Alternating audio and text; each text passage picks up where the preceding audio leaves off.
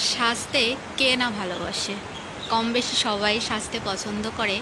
আর lipstick পরতে তো সবাই পছন্দ করে। কিন্তু সব সময় আমাদের কাছে সব রকম কালারের লিপস্টিক থাকে না। আহ, তো দুইটা কালার মিলে কি করে আরেকটা নতুন কালার তৈরি করা যায়, আর সেটাই আজকে চেষ্টা করছি। দেখা যাক কেমন হয়। আমি প্রথমে একটা লাল টকটকে লিপস্টিক নিয়ে নিয়েছি। ওইটা হালকা করে ঠোঁটে দিয়ে দিলাম।